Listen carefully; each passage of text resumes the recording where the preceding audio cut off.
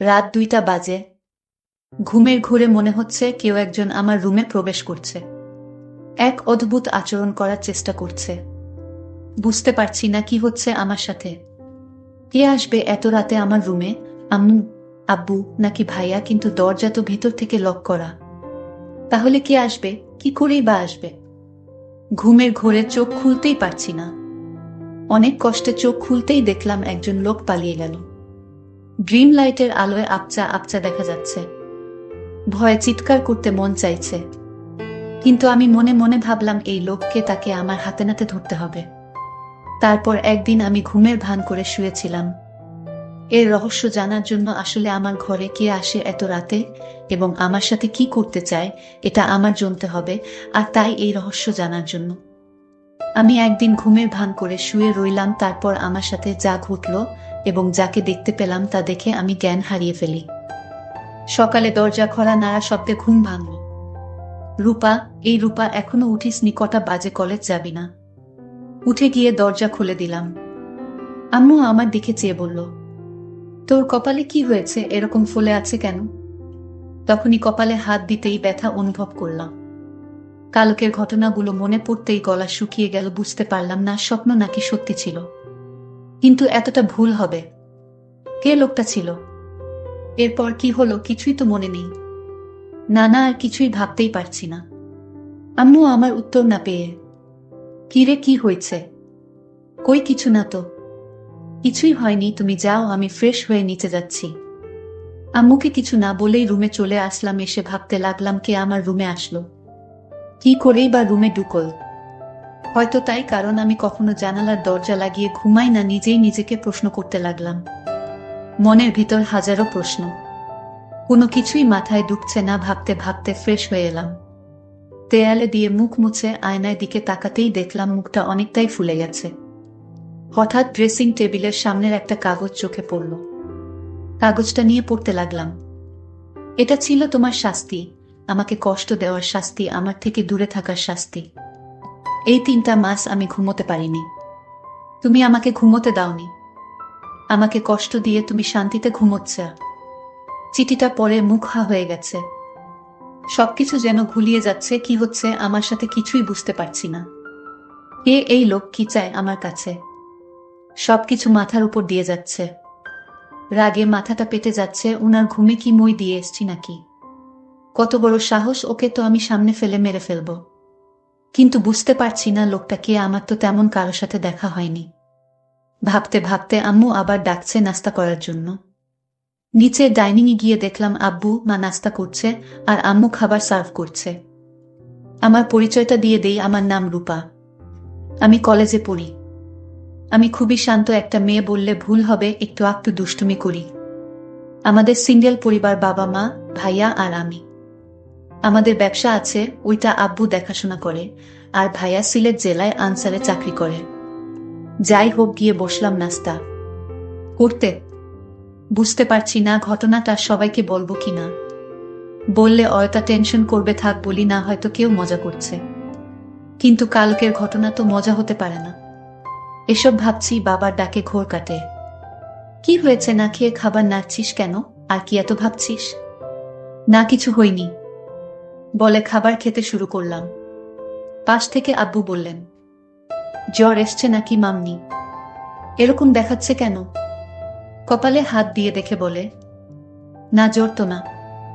সবাই সন্দেহের চোখে তাকিয়ে থাকে। ওদের তাকানো দেখে ঘাবড়ে গেলাম। আরে আজব, জ্বর আসবে কেন? ঘুম থেকে উঠছি তো, তাই এমন দেখাচ্ছে। কথাগুলো বলে দ্রুত খেয়ে চলে আসলাম। রেডি হয়ে কলেজে চলে আসলাম। বাবা ড্রপ করে দিল। কলেজে গিয়ে আমার বেস্টু আয়শা আর রিফা এর সাথে দেখা হলো। কালকের ঘটে যাওয়া ঘটনার সবকিছু খুলে বললাম। আমার কথা শুনে হেসে বলে, হয়তো স্বপ্নে দেখেছি। কিন্তু সেই চিঠিটা আর কপাল দেখে বিশ্বাস না করার কোনো উপায় নেই। ওরাও অবাক হয়ে ভাবছে কে এই লোকটা। আয়শা খুব মনোযোগ সহকারে কয়েকবার চিঠিটা পড়ল। তারপর একটা গোয়েন্দা ভাব নিয়ে বলল, আচ্ছা রূপা, এখানে 2 মাসের কথা বলছে, মানে 2 মাস আগে তোর সাথে দেখা হয়েছে বা কিছুতে হয়েছে? তুই মনে করে দেখতো 2 মাস আগের কথা বিশেষ কারোর সাথে দেখা হয়েছে কিনা। আয়শার কথাগুলো শেষ না হতেই ঘন্টা বাজল। ক্লাসের সময় হয়ে গেছে। তারপর আর কথা না বাড়িয়ে ওর ক্লাসে চলে এলাম। ক্লাস শেষ করে আসতেই রিফা বলল, আরে বইন, এত চাপ নিস না তো, চল ফুচকা খেয়ে আসি। ফুচকা খাচ্ছিলাম তখন কয়েকজনের কথা শুনে তো অবাক। কারণ কাল যে ছেলেটা আমাদের রেগিং করছিল, সে নাকি হসপিটালে কে যেন মেরে হাপা ভেঙে দিছে। আসলে ছেলেটা আমাদের সিনিয়র ছিল। শুনে মনে মনে খুব খুশি হলাম। তারপর ফুচকা খেয়ে রিফা আর আয়শা ওদের বাসায় চলে গেল আর বলল এত চিন্তা না করতে। আমিও বাসায় রওনা দিলাম। ইদানিং আমার মনে হলো কেউ যেন আমাকে ফলো করছে, কিন্তু তাকালে কাউকেই দেখি না। সেদিনের পর থেকে ভয়ে দরজা আটকে ঘুমাই। এভাবে দুদিন কেটে যায়। কলেজের ক্যাম্পাসে আয়শা আর রিফা এর সাথে বসে গল্প করছিলাম। তখন আমাদের সিনিয়র জিহাদ ভাইয়া এসে আমার পাশে বসে বললেন, হেই গার্লস, কেমন আছো? আমরা হেসে প্রতি উত্তরে বললাম, ভালো ভাইয়া। তারপর ঠোকঠাক অনেক কথাই হলো। আমরা অনেক সময় বসে গল্প করলাম। ভাইয়া অনেক মজার এবং খুবই ভালো একজন মানুষ। দেখতে খুবই সুন্দর। কলেজের অনেক মেয়ে লাইন দিয়ে পড়ে আছে ভাইয়ার পিছে, কিন্তু ভাইয়া কাউকে পাত্তা দেন না। উনি ভাইয়ার ফ্রেন্ডের ভাই। ভাইয়াই বলছিল দেখে শুনে রাখতে, কিন্তু আমি তেমন কথা বলি না। রনি ভাইয়ার কথা ওনাকে বলিনি বললেই একটা ঝামেলা হবে। আমি ঝামেলা পছন্দ করি না। তারপর উনার সাথে কথা বলতে বলতে আমি উঠে বললাম, তোমরা কথা বলো, আমি একটু আসছি। বলে চলে আসলাম। রুটি খেয়ে চলে আসতে যাব, তখন কেউ একজন এসে আমায় বলল। লোকটার খুব রেগে বলল, তোমার সাহস কি করে হয় তুমি ওই ছেলের সাথে হেসে হেসে কথা বলো? আমি কিছুই বুঝতে পারলাম না। বললাম, আমি যার সাথে ইচ্ছা তার সাথে কথা বলবো, আপনার কি সমস্যা? আপনি কে বলার? সাহস তো কম না শুরু। লোকটার মুখে মাস্ক পরা, খুবই চেনা চেনা লাগছে, কিন্তু লোকটাকে চেনার কোনো উপায় নেই। লোকটি বলতে লাগলো, কেন ভয় পাচ্ছে কেন? অনেক কষ্টে তোমায় খুঁজে পেয়েছি, আর হারাতে দিব না। উনার কথা শুনে ভয় করছে, আবার রাগ ও লাগছে। আপনি এখানেও চলে আসছেন আমাকে মারতে। তার মানে সেদিন রাতে আপনি আমার রুমে এসেছিলেন আমাকে মারতে। তো না মেরে আমার সাথে দুর্ব্যবহার করার সাহস হয় কি করে হলো? বজ্জাত ছেলে। মেয়েদের দেখলেই কথা বলতে করতে মন চায়। আর করবেন নাই বা কেন? মানুষকে মেরে ফেলাই তো আপনার কাজ, এটা আর কি এমন বিষয়? তো মেরে ফেলেন আমাকে এখনই। শাহিন, এভাবে পিছু করার তো কোনো মানেই হয় না। চোখ বন্ধ করে কথাগুলো একদমে বলে ফেললাম। চোখ খুলতেই উনার চোখের দিকে তাকিয়ে আতঙ্কে উঠলাম। রাতে আমার রুমে এই লোক যায়, কিন্তু তাকে ঠিক চিনা যাচ্ছে না। কিন্তু এই লোকটিকে চেনার জন্য আমি প্রতিদিন রাতে ঘুমের ভান করে শুয়ে থাকি, কিন্তু ইদানিং আসে না। আপনাদের 2 মাস আগের কিছু কথা শেয়ার করে নেই, তা না হলে আপনার কিছুই বুঝবেন না। 2 মাস আগে কলেজ ট্যুরে 2 দিনের জন্য সিলেট গিয়েছিলাম। ওইখানে গিয়ে প্রথম দিন ভালোই কাটে, কিন্তু বিপত্তি ঘটল। দ্বিতীয় দিন সবাই পাহাড় ঘুরে ঘুরে দেখছে। আমি, আয়শা, রিফা আমরা গল্প করছি আর ঘুরছি। তখন আয়শা আর রিফা ছবি তুলতে ব্যস্ত। পাহাড়ে ঘুরতে ঘুরতে এক পর্যায়ে ওদের থেকে অনেক দূরে চলে আসি। একটা জায়গায় আসতেই যা দেখলাম তাতে আমি অবাক হয়ে হাঁ করে তাকিয়ে থাকলাম।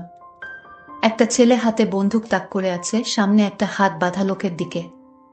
ছেলেটার সাথে আরো অনেক ছেলে, তাদের হাতে দা ইত্যাদি। এসব দেখে ঘাবড়ে যায়। ছেলেটা একটা লোককে মারল চোখের সামনে। এমন ভয়ঙ্কর দৃশ্য দেখে জোরে চিৎকার দিয়ে উঠি। তাতে লোকগুলো আমায় দেখতে পেয়ে যায়। কিছু না ভেবেই ভয়ে দৌড় শুরু করি। ওই ছেলেটি বাকি ছেলেগুলোকে বলা কথা কানে বাজল, লাশটা পুঁতে ফেল, মেয়েটাকে আমি দেখছি। বলে বন্দুকটা কোমরে গুজে আমার পিছনে ছুটতে লাগলো আর বলল, এই মেয়ে দাঁড়াও বলছি, দাঁড়াও। কিন্তু এই লোকটাই আমার ঘরে রাতে ঢুকতো, আপনাদের বলে রাখি। কিন্তু এই লোকটাকে এটা আমি এখনো জানতে পারিনি। কিছুটা আন্দাজ করতে পারলাম তার ছায়াটা দেখে। আমার মনে হলো এই লোকটাই আমার রুমে আসতো, কারণ তার ছায়া আমার দৃষ্টিতে বেঁধে গেছে। আমি আয়শাকে বললাম, এই যে লোকটিকে দেখতে পাচ্ছিস, এই লোকটার মতোই আমি যাকে আমার রুমে দেখতে পেয়েছিলাম। তুই এটা বুঝলি কি করে? ওর ছায়াটা আমি দেখতে পাই হালকা আলোতে। এই লোকটাই হবে। বলে রাখা ভালো, আমার বড় ভাই ব্যাটালিয়নে চাকরি করে সিলেট জেলায়। আমার আর যে লোকটা অন্য একটা লোককে মেরেছিল সে আর কেউ না, সে হচ্ছে আমার বড় ভাই। কিন্তু সে আমাকে দেখতে পায় না ভালো করে, আমাকে চিনতেও পারল না। আমি ঠিকই তখন চিনে ফেলি। আমি মনে মনে ভাবলাম আমার বড় ভাইয়া এমন পাষাণ হয়ে গেছে যে কিনা মানুষ হত্যা করে। আমি এই কথা ভাবতেই আমার খুব খারাপ লাগলো এবং ভাইয়ার প্রতি ঘৃণার জন্ম নিল। এসব চাকরি যারা করে তারা নাকি পাষাণ হয়ে যায়, আমার ভাবতেই অবাক লাগছে। যাই হোক, আমরা একদিন ট্যুরে ঘোরাফেরা করে বাড়িতে চলে আসলাম। আমি কিছুতেই ভাইয়ার মানুষ মারার দৃশ্যটা ভুলতে পারছি না। এসব ভাবতে ভাবতে ঘুমিয়ে পড়লাম। হঠাৎ আমার রুমে পায়ের আওয়াজ শুনতে পেলাম। আমার কপালে কে যেন হাত রাখল। 2 দিন ট্যুরে থাকায় তেমন একটা ঘুম হয়নি আমার, আর তাই বেহুশের মতো ঘুমাচ্ছিলাম। তাই কিছু বলতে পারিনি। হঠাৎ যখন অনুভব করলাম আমার রুমে কেউ এসেছে, তখন চোখ খুলে দেখি কেউ নেই, কিন্তু পায়ের চিহ্ন রয়ে গেছে ঘরে। পায়ের চিহ্নটা আমার খুব পরিচিত মনে হলো। আমার মনে হলো সে আমার পরিবারের যে কেউ হতে পারে, কিন্তু কে সে এটা এখন পর্যন্ত জানতে পারলাম না।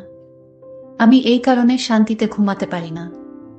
এটা কি আমি স্বপ্ন দেখি নাকি বাস্তব তাও বুঝতে পারছি না। আমি এখন থেকে ভাবলাম আজ থেকে সারাদিন ঘুমাবো, সারা রাত সজাগ থাকবো। মানে ঘুমের ভান করে থাকবো। আমি তাকে হাতে নাতে ধরতে চাই। সে কেন আমার ঘরে আসে, আমার কাছে কি চায়, এটা জানার জন্য আমার মনে একরকম হতাশা তৈরি হয়ে গেল। আমি আমার পরিবারের অর্থাৎ মা বাবার সাথে বিষয়টা শেয়ারও করতে পারছি না। শেয়ার করব তখন যখন এর রহস্য আমি জানতে পারবো। তো পরের দিন সকালে কলেজে গেলাম, তারপর আয়শার সাথে আজ রাতের ঘটনাটা শেয়ার করলাম। আয়শা আজ রাগান্বিত হয়ে বলল, দুরু তুই কি বলিস, এসব স্বপ্ন বাদ দে, এগুলো শুনতে আর ভালো লাগে না। এগুলো স্বপ্নেই হয়, বাস্তবে হয় না। আয়শা তুই যাই কস না কেন, তুই দেখে নিস আমি 2-3 দিনের ভিতরে আমি তাকে হাতে নাতে ধরব। তুই ওয়াট করো। তারপর কলেজ থেকে বাসায় ফিরে শুনতে পেলাম আমার ভাইয়া বাড়িতে আসছে, কারণ 4 দিনের ছুটি নিয়ে আসছে। আমার জন্য অনেক গিফট নিয়ে আসছে। আমি বাড়িতে প্রবেশ করতেই আমি ভাইকে দেখি দরজার সামনে দাঁড়িয়ে আছে। আমি কাছে গিয়ে বললাম, ভাইয়া কেমন আছো?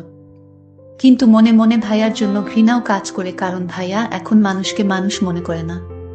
যাকে থাকে ধরে মারধর শুরু করে দেয়। এটা তো আমি ট্যুরে গিয়ে দেখতে পেলাম। কিন্তু ভাইয়ার শরীরের একটা পারফিউমের গন্ধ পেলাম। আমার রুমে রাতে যে আসতো তখন একই পারফিউমের গন্ধ পেলাম। আমার যেন ভাইয়াকে সন্দেহ হতে লাগলো। কিন্তু ভাইয়া আমার ঘরে কেন আসবে? আবারও মনকে প্রস্তুত করলাম, রাতে ঘুমাবো না। আমি ঘুমের ভান করে থাকবো, দেখব কে আসে আমার রুমে এবং কি চায় সে। ঠিক প্ল্যান মতো আজও ঘুমের ভান করে শুয়ে রইলাম। রাত যখন প্রায় 2টা বাজে তখন আমার রুমে জানালা দিয়ে আমার ঘরে প্রবেশ করলো। আমি চোখ বুজে রইলাম। তারপর ধীরে ধীরে কাঠের পাশে বসল। আমার গলায় 2 লক্ষ টাকার স্বর্ণ দিয়ে তৈরি আমার গলার হার। যখন লোকটি আমার স্বর্ণের গলার হারে ধরে চুরি করে নিতে চাইল, তখন আমি ভয়ে কাঁপছিলাম, কিন্তু সাহস করে নড়াচড়া করিনি। তখন লোকটি হারটা টান দিয়ে ছিঁড়ে পকেটে নিল, আর তখনই আমি তার শার্টে ধরে চিল্লাতে লাগলাম, চোর চোর, কিন্তু সে আমার মুখ চেপে ধরল। তারপর লোকটার মুখের দিকে তাকিয়ে দেখি সে আর কেউ না, সে আমার বড় ভাই তুহিন। ভাইয়া, তুই আমার রুমে আমার স্বর্ণ চুরি করতে আসছস? জি ভাইয়া। তোকে ভাইয়া বলতেও আমার ঘৃণা হচ্ছে। তখন ভাইয়া বলল, আরে আমায় কিছু বলতে দে বোন, আমি ইচ্ছা করে চুরি করতে আসিনি। তুই তো জানিস না আমি চাকরি করে মাত্র 15,000 টাকা পাই, আর সেই টাকা তো আমার বাড়িতে পাঠাতে হয়, বাবাকে হিসাব দিতে হয়। আমি একটা বড় বিপদে পড়ে আমি তোর স্বর্ণের হার চুরি করতে বাধ্য হলাম। কি বিপদ ভাইয়া? শোনো বোন, আমি একটি লোককে মেরে ফেলি, আর তাই আমার চাকরি নিয়ে টানানাটি শুরু হয়েছে। উপরের স্যার বলেছে যদি তুমি 1 মাসের মধ্যে 2 লক্ষ টাকা না দিতে পারো তাহলে তোমার চাকরি থাকবেন। কিন্তু এই কথা যদি বাবা শুনে তাহলে বাবা স্ট্রোক করে মারা যাবে। আর তাই আমি কাউকে জানাইনি। আর তোকে বললে তো তুই বলে দিতে। আর তাই টাকা ম্যানেজ না করতে পারায় আমি আমার নিজের ঘরে চুরি করতে আসলাম বোন। এখন তুই চাইলে আমাকে পুলিশে ধরিয়ে দেয়। ভাইয়ার কথা শুনে আমি অবাক। তুমি আমার কাছে যদি চাইতে তাহলেই তো আমি তোমাকে আমার স্বর্ণ বিক্রি করে টাকা দিতাম, চুরি করার কি দরকার ছিল? আরে পাগলি, আমি যদি তোকে বলতাম মানলাম, তুই আমাকে বিক্রি করে টাকা দিতে আমি মানলাম। কিন্তু বাবা মা যখন লক্ষ্য করতো তোর গলায় কোনো হার নেই তখন কি বলতি? কিন্তু আমি যদি নিতে পারতাম তাহলে তুই এবং আমার মা বাবা ভাবতো এটা চুরি হয়ে গেছে। ঠিক আছে, বুঝেছি, তুমি এইগুলো নিয়ে বিক্রি করে চাকরি বাঁচাও। ধন্যবাদ বোন, আমি তোকে এর চেয়ে বেশি দামি হার উপহার দিব। প্রিয় বন্ধুরা, গল্পটি কেমন লাগলো তা অবশ্যই কমেন্ট করে জানাবেন।